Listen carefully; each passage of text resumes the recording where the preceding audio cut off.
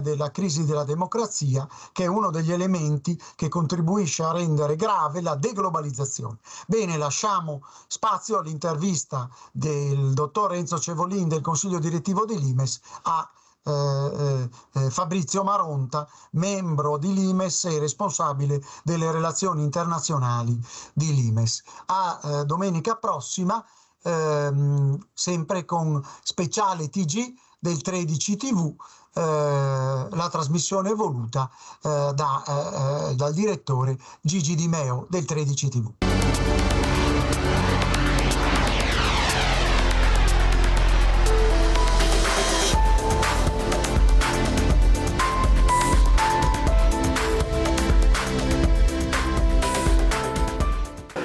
Eccoci qua, siamo alla quarta lezione del corso di geopolitica che è inserita all'interno del premio Tiziano Terziani di Vicino Lontano e abbiamo qui con noi Fabrizio Maronta, che è responsabile delle relazioni internazionali della rivista Limes di geopolitica. Ci parla anche del suo ultimo libro, Deglobalizzazione, e cominciamo proprio da questo. Si parla di deglobalizzazione e deglobalizzazione dell'America. Sì, in questi ultimi anni all'Imes abbiamo indagato molto e continuiamo a farlo anche con l'ultimo numero in edicola proprio in questi giorni quando registriamo questa lezione, e cioè Mal d'America. Abbiamo indagato molto, dicevo, stiamo indagando molto la crisi di proiezione esterna, ma anche di fiducia in se stesso e di autopercezione dell'America. Una crisi che viene, come tutte le crisi epocali di questo tipo, da lontano e che, come tutti i fenomeni così complessi, ha molte cause. Una di queste cause, di cui parliamo sull'Imes, ma che ho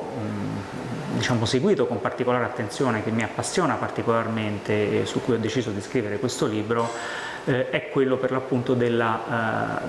dimensione globale dell'influenza e del marchio geoeconomico americano.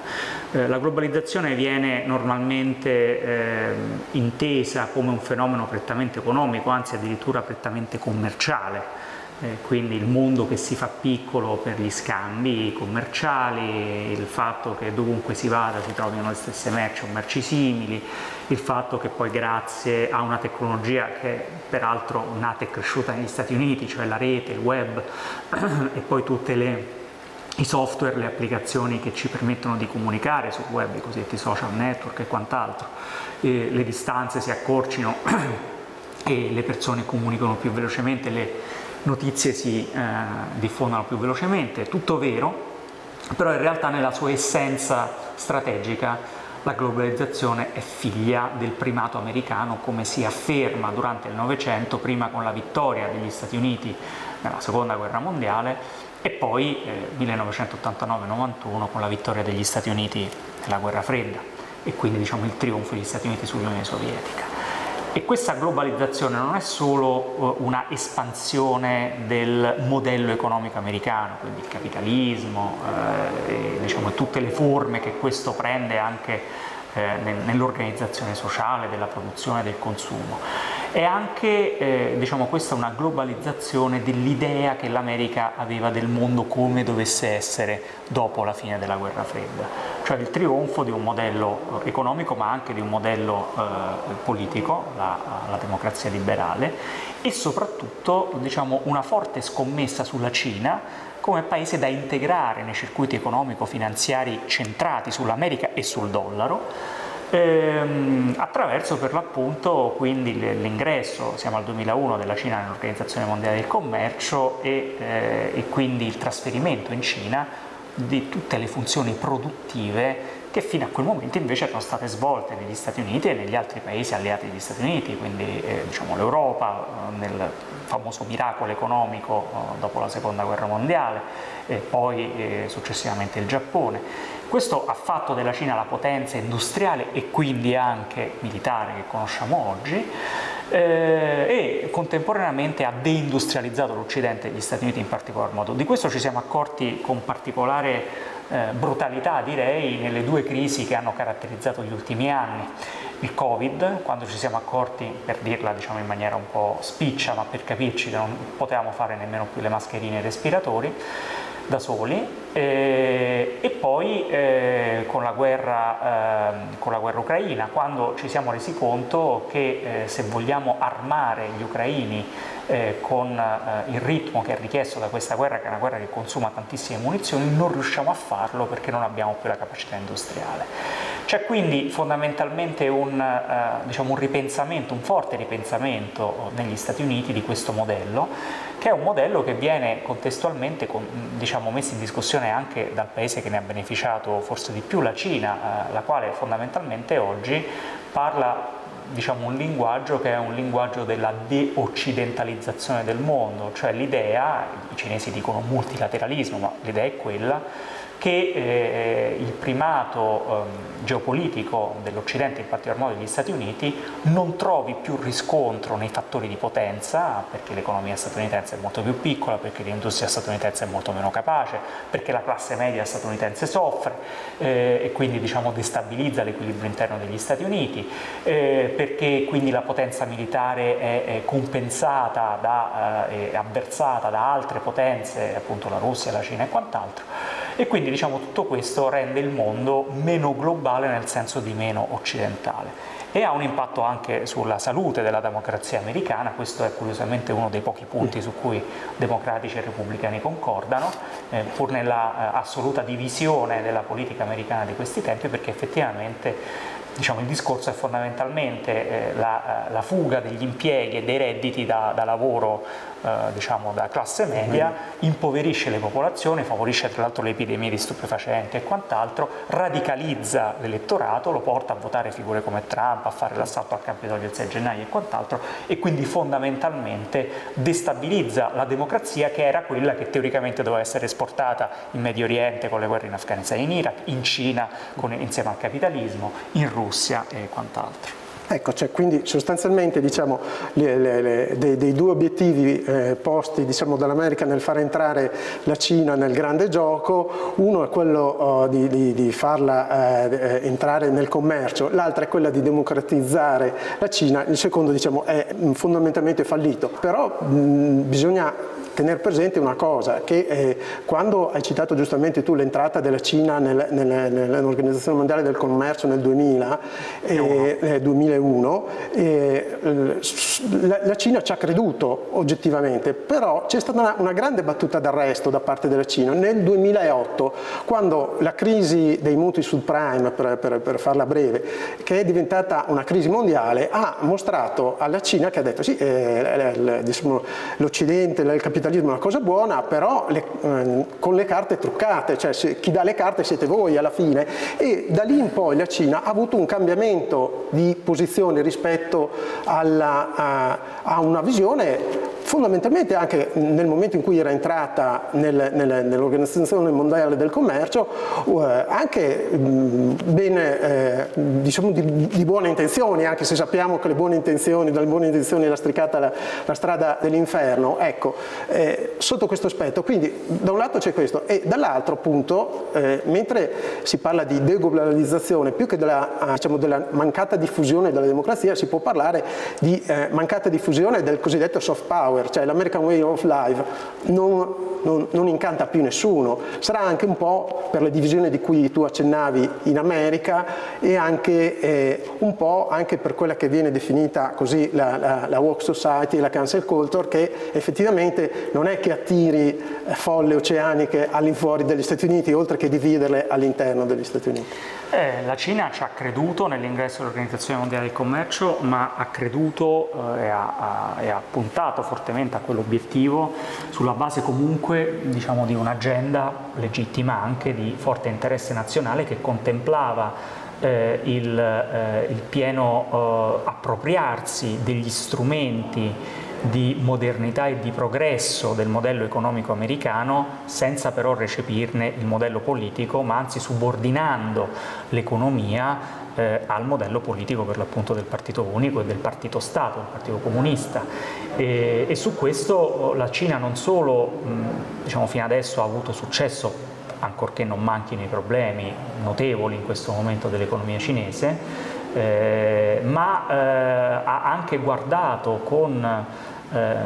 crescente perplessità il modo in cui invece parallelamente l'Occidente delegava funzioni politiche a pezzi dell'economia, per esempio facendo in modo che le aziende multinazionali avessero un potere lobbistico fortissimo al Congresso americano e dettassero quindi in parte anche la politica estera, per esempio nel modo in cui i grandi giganti della Silicon Valley, attraverso i social network in generale, diciamo l'uso della rete, riuscissero addirittura a dettare in parte o comunque a modificare i termini del dibattito pubblico e quindi della dinamica democratica, della dinamica politica. Cioè, insomma, in poche parole, la Cina ha preso il modello economico occidentale, e l'Organizzazione del Mondiale del Commercio è servita anche a questo, ma lo ha subordinato il proprio modello politico. In questo senso ci ha creduto molto. Ora, per quanto riguarda l'American Way of Life, c'è una grande parte di mondo che ancora chiaramente aspira ad essere ricca, anche giustamente,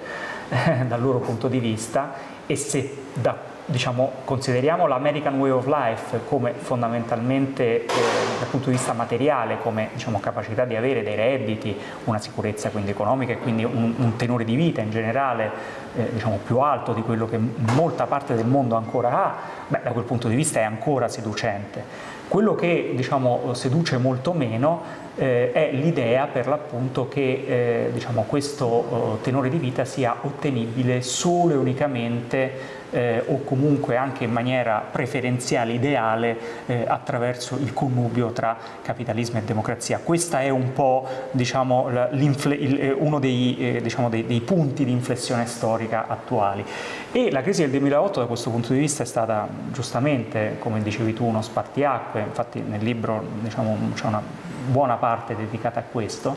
perché se, per essere un po' schematici, il Covid è il momento in cui gli Stati Uniti e l'Occidente in generale si accorge di essere troppo dipendente dalla Cina, il 2008 è il momento in cui la Cina si accorge di essere troppo dipendente da un'America, per soprattutto le sue esportazioni in questo caso, che fa fatica a reggere questo ruolo di grande importatore. In fin dei conti quella del 2008 che cos'è? Dicevi tu, la crisi dei mutui subprime, ma che cos'è? Fondamentalmente è una crisi di insolvenza della gente, della classe media, che non riesce più a permettersi di ripagare i mutui. Perché i mutui sono concessi con troppa leggerezza? Sì, anche, ma sono concessi con molta leggerezza dalle banche anche perché nel frattempo i requisiti patrimoniali della classe media si sono deteriorati, e se quindi le banche avessero continuato ad applicare negli anni 2000 gli stessi criteri per concedere i mutui che applicavano ancora negli anni 70-80, molta gente il mutuo non ce l'avrebbe avuto e non avrebbe potuto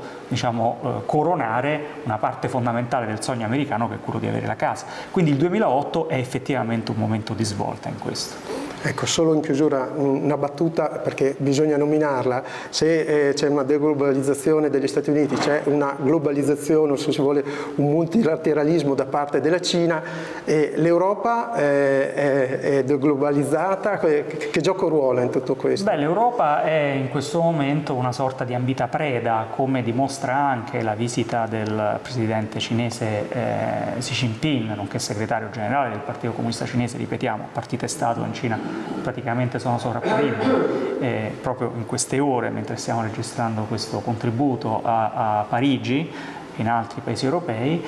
con questa offensiva di charme con cui fondamentalmente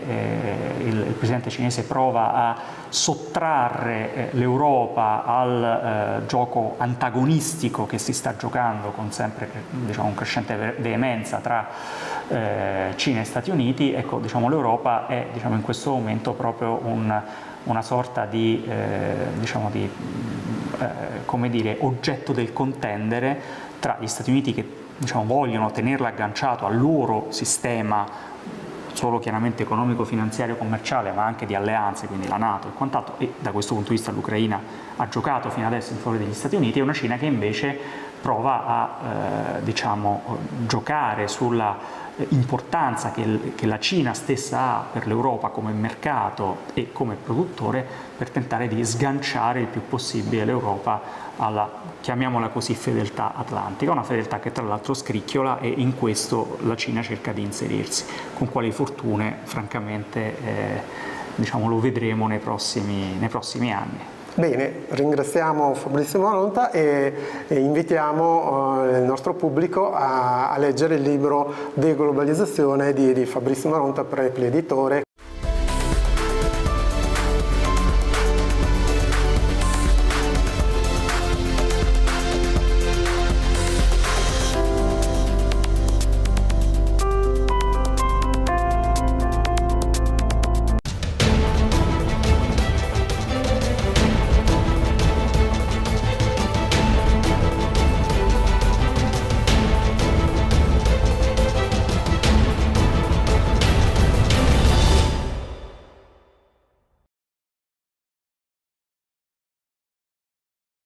Speciale TG del 13 TV, la trasmissione voluta dal direttore Gigi Di Meo del 13 TV.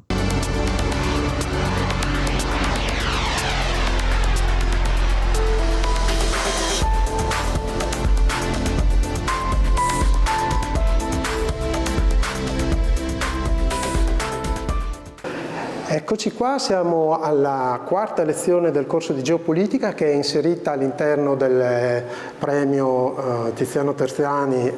di Vicino Lontano, e abbiamo qui con noi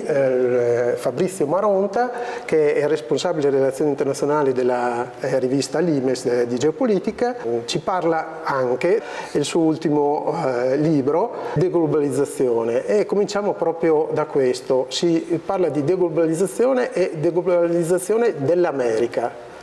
Sì, in questi ultimi anni all'Imes abbiamo indagato molto, e continuiamo a farlo anche con l'ultimo numero in edicola proprio in questi giorni, quando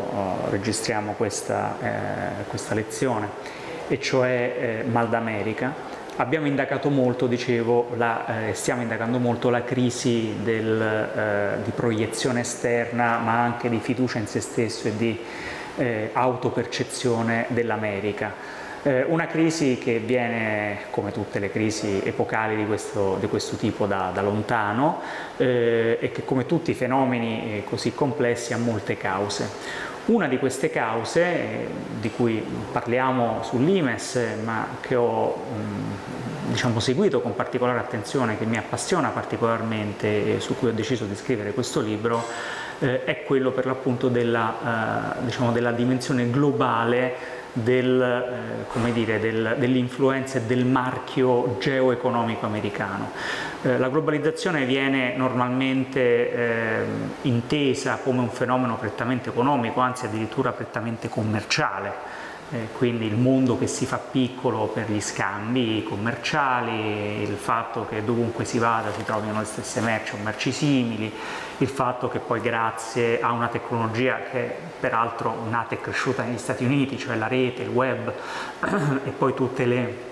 i software, le applicazioni che ci permettono di comunicare sul web, i cosiddetti social network e quant'altro, le distanze si accorcino e le persone comunicano più velocemente, le notizie si diffondono più velocemente. Tutto vero, però in realtà nella sua essenza strategica la globalizzazione è figlia del primato americano, come si afferma durante il Novecento, prima con la vittoria degli Stati Uniti nella Seconda Guerra Mondiale e poi 1989-91 con la vittoria degli Stati Uniti nella Guerra Fredda, e quindi il trionfo degli Stati Uniti sull'Unione Sovietica. E questa globalizzazione non è solo una espansione del modello economico americano, quindi il capitalismo e tutte le forme che questo prende anche nell'organizzazione sociale, della produzione e del consumo.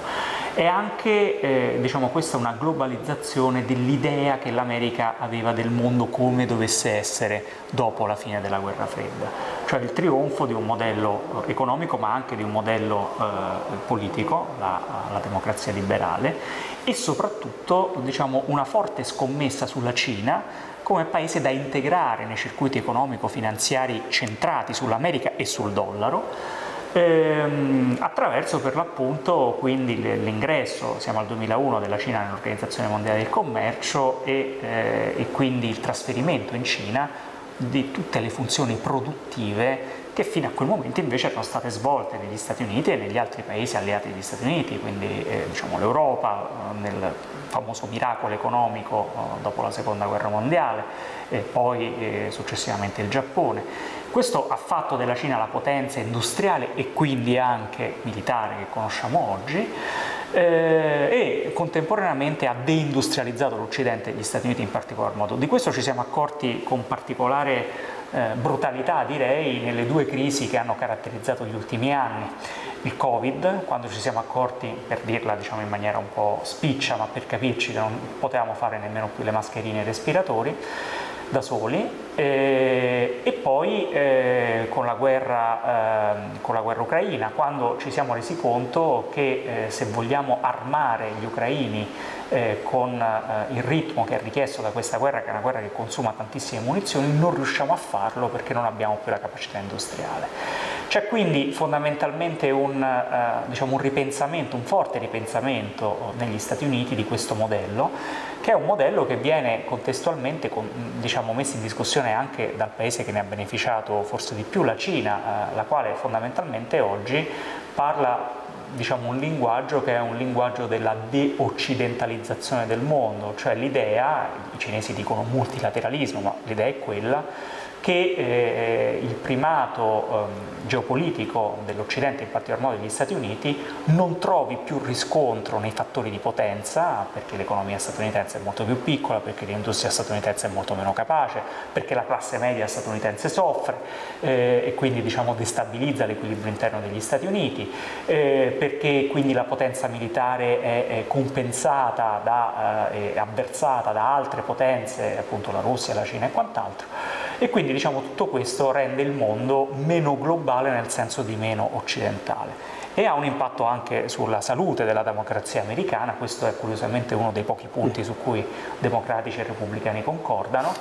pur nella assoluta divisione della politica americana di questi tempi, perché effettivamente il discorso è fondamentalmente la fuga degli impieghi e dei redditi da lavoro da classe media, impoverisce le popolazioni, favorisce tra l'altro le epidemie di stupefacenti e quant'altro, radicalizza l'elettorato, lo porta a votare figure come Trump, a fare l'assalto al Capitolio il 6 gennaio e quant'altro, e quindi fondamentalmente destabilizza la democrazia, che era quella che teoricamente doveva essere esportata in Medio Oriente con le guerre in Afghanistan e in Iraq, in Cina insieme al capitalismo, in Russia e quant'altro. Ecco, quindi sostanzialmente dei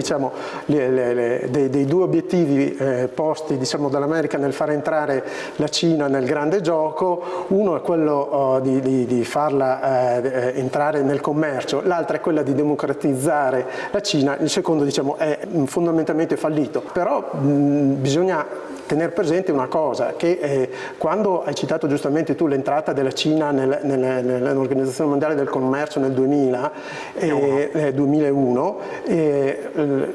la Cina ci ha creduto oggettivamente, però c'è stata una grande battuta d'arresto da parte della Cina nel 2008, quando la crisi dei mutui subprime, per farla breve, che è diventata una crisi mondiale, ha mostrato alla Cina che ha detto sì, l'Occidente, il capitalismo è una cosa buona, però con le carte truccate, chi dà le carte siete voi alla fine, e da lì in poi la Cina ha avuto un cambiamento di posizione rispetto a una visione fondamentalmente, anche nel momento in cui era entrata nell'Organizzazione Mondiale del Commercio, anche di buone intenzioni, anche se sappiamo che dalle buone intenzioni è lastricata la strada dell'inferno. Ecco, sotto questo aspetto, quindi da un lato c'è questo, e dall'altro appunto, mentre si parla di deglobalizzazione, più che della mancata diffusione della democrazia, si può parlare di mancata diffusione del cosiddetto soft power, power, cioè l'American way of life, non incanta più nessuno. Sarà anche un po' per la divisione di cui tu accennavi in America e anche un po' anche per quella che viene definita così la woke society, la cancel culture, che effettivamente non è che attiri folle oceaniche all'infuori degli Stati Uniti, oltre che dividerle all'interno degli Stati Uniti.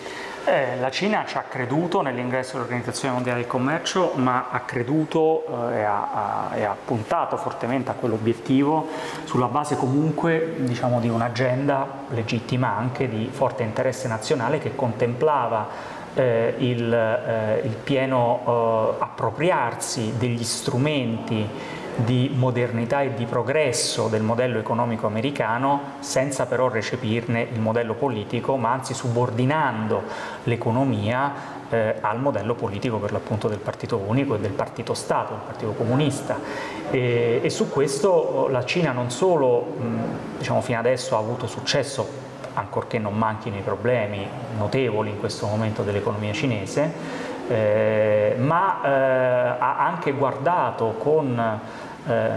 crescente perplessità il modo in cui invece parallelamente l'Occidente delegava funzioni politiche a pezzi dell'economia, per esempio facendo in modo che le aziende multinazionali avessero un potere lobbistico fortissimo al Congresso americano e dettassero quindi in parte anche la politica estera, per esempio nel modo in cui i grandi giganti della Silicon Valley, attraverso i social network in generale, diciamo l'uso della rete, riuscissero addirittura a dettare in parte o comunque a modificare i termini del dibattito pubblico e quindi della dinamica democratica, della dinamica politica. Cioè, insomma, in poche parole, la Cina ha preso il modello economico occidentale, e l'Organizzazione Mondiale del Commercio è servita anche a questo, ma lo ha subordinato il proprio modello politico. In questo senso ci ha creduto molto. Ora, per quanto riguarda l'American Way of Life, c'è una grande parte di mondo che ancora chiaramente aspira ad essere ricca, anche giustamente, dal loro punto di vista, e se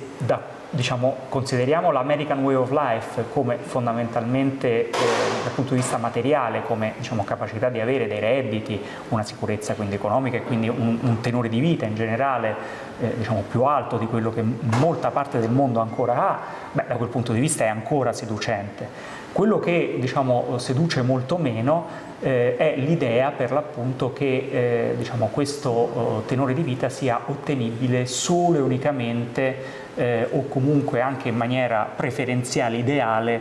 attraverso il connubio tra capitalismo e democrazia. Questa è un po' diciamo, uno dei punti di inflessione storica attuali. E la crisi del 2008 da questo punto di vista è stata giustamente, come dicevi tu, uno spartiacque. Infatti nel libro diciamo, c'è una buona parte dedicata a questo, perché se, per essere un po' diciamo, schematici, il Covid è il momento in cui gli Stati Uniti e l'Occidente in generale si accorge di essere troppo dipendente dalla Cina, il 2008 è il momento in cui la Cina si accorge diciamo, di essere troppo dipendente da un'America, per soprattutto le sue esportazioni in questo caso, che fa fatica diciamo, a reggere questo ruolo di grande importatore. In fin dei conti quella del 2008 che cos'è?